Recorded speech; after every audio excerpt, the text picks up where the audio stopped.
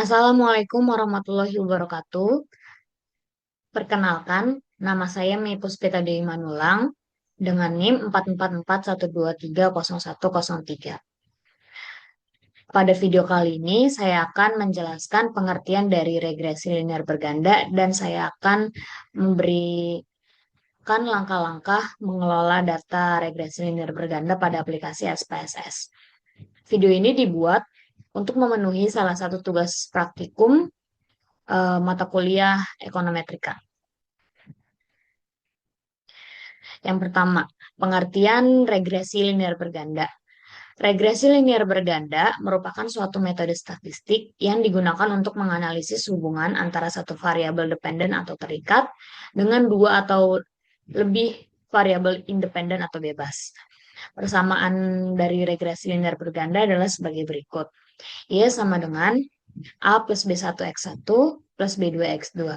Dengan keterangan Y itu adalah variabel dependen, X1, X2, dan seterusnya adalah variabel independen, A adalah intercept, B1, B2, dan seterusnya adalah koefisien regresi masing-masing dari variabel independen, dan regresi ini digunakan untuk memprediksi atau menjelaskan variabel dependen.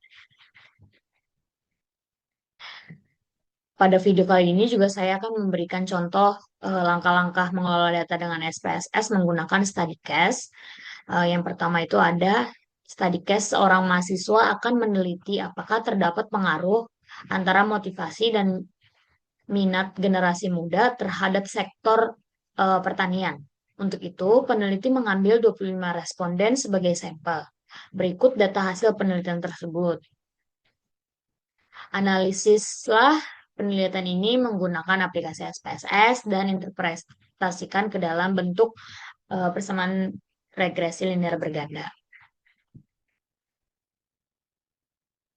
Pada study case tersebut, kita dapat mengetahui variabel terikatnya itu atau Y-nya, ada keputusan bekerja, variabel bebas atau X1 ada motivasi, variabel bebas atau S2 ada minat, dan P-value-nya 0,05,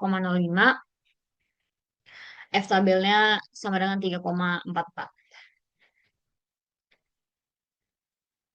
Baik, selanjutnya saya akan memberikan langkah-langkah mengelola data regresi linear berganda dengan SPSS.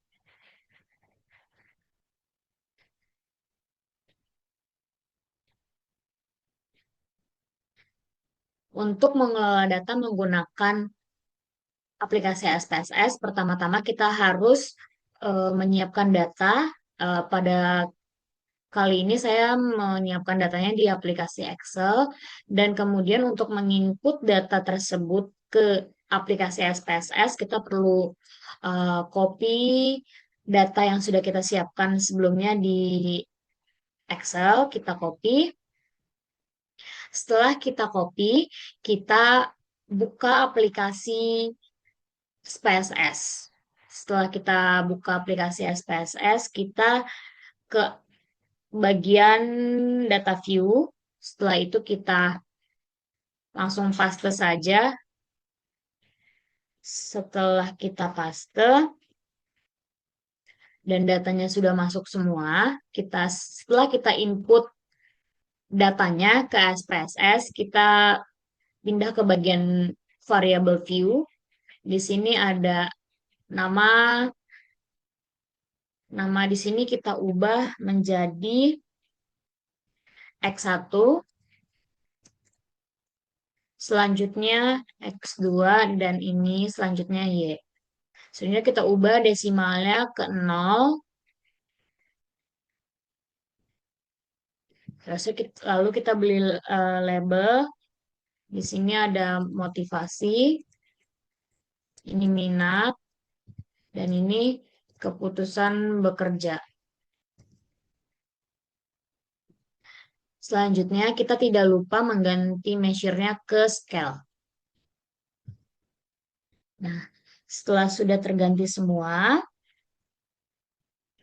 kita perhatikan, kita klik analyze.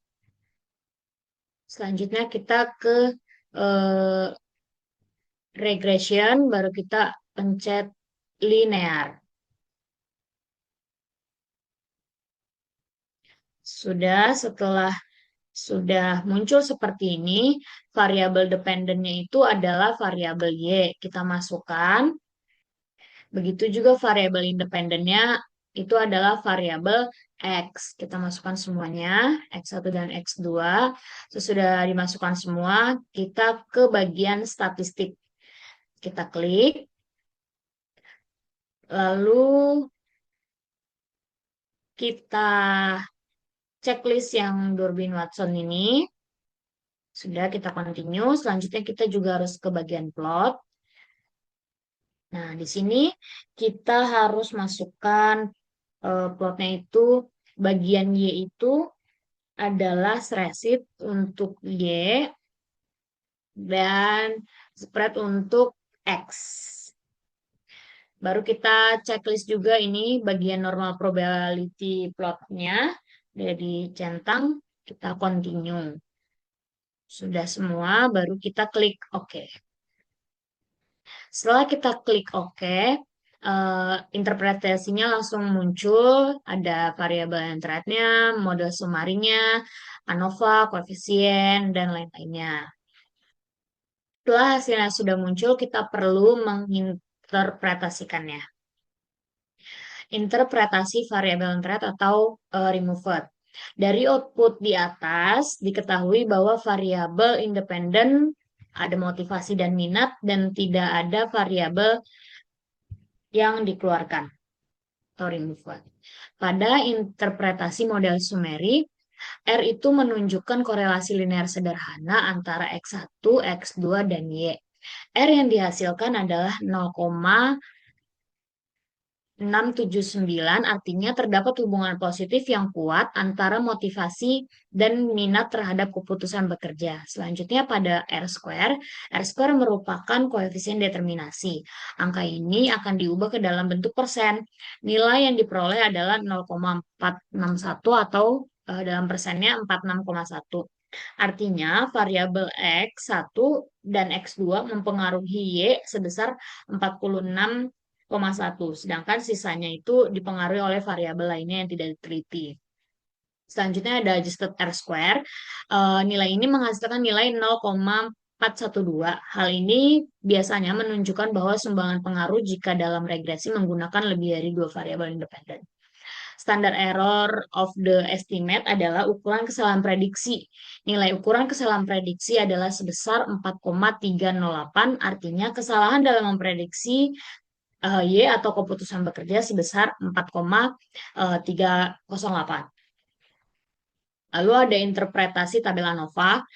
Dari hasil data output diketahui F hitung sama dengan 9,422. Sementara F tabel yang tadi kita lihat atau kita cari pada F tabel itu adalah 3,44. Di mana F tabel 3,44 itu lebih kecil dari F hitung sebesar 9,422. Sementara nilai signifikan yang didapat itu sebesar 0,001.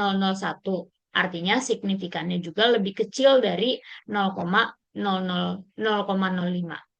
Sehingga dapat disimpulkan bahwa terdapat pengaruh signifikan antara variabel motivasi dan minat secara langsung bersama-sama dengan keputusan bekerja atau dengan variabel keputusan bekerja.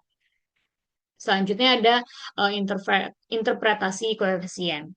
Dari hasil data output di atas diketahui bahwa variabel motivasi memiliki T hitung sebesar 2,348, sementara T tabel sama dengan 1,71. Tabel ini dapat dilihat pada laman tabel. Jadi dapat diinterpretasikan tabelnya itu lebih kecil daripada T hitung dan diperoleh nilai signifikan sebesar 0,028. Artinya signifikan lebih kecil dari 0,05. Jadi dapat disimpulkan bahwa terdapat pengaruh signifikan antara variabel motivasi dengan keputusan bekerja. Selanjutnya juga dari hasil data output diketahui bahwa variabel minat, yang tadi motivasi sekarang yang minat, memiliki T hitung 2,2 71. Sementara T-tabel juga sama, dicari di T-tabel. Ada itu dengan DK22 itu dapat T-tabelnya 1,71. Nah, T-tabel ini lebih kecil juga dari T hitung dan nilai signifikannya juga sebesar 0,033. Artinya signifikan juga lebih kecil daripada nilai signifikan yang dihasilkan juga lebih kecil dari 0,05. Jadi dapat disimpulkan bahwa terdapat pengaruh yang signifikan antara variabel X2 atau variabel minat dengan keputusan bekerja. Nah, selanjutnya kita masukkan ke dalam persamaan regresi linear berganda. Ia sama dengan 0,63 plus 0,576 X1 plus 0,385 X2. Kalau kita masukin X-nya itu 0, itu hasilnya 0,635. Sedangkan kalau kita masukkan X1 dan X2-nya itu adalah 1, Y sama dengan 0,635 plus 0,576 plus 0,385. Hasilnya 1,196. Dari persamaan di atas dapat diketahui bahwa nilai konstanta dapat diartikan jika motivasi dan minatnya nilainya 0, maka keputusan bekerja akan diperoleh sebesar 0,635. Selanjutnya, harga B bernilai positif. Hal ini menunjukkan bahwa setiap peningkatan motivasi atau X1 sebesar 1, maka keputusan bekerja akan meningkat sebesar 0,576. Dan setiap kenaikan minat 1, maka keputusan bekerja akan meningkat sebesar 0,385. Baik, sekian video presentasi dari saya menjelaskan pengertian regresi linear berganda dan menjelaskan langkah-langkah mengelola datanya pada aplikasi SPSS. Terima kasih. Wassalamualaikum warahmatullahi wabarakatuh.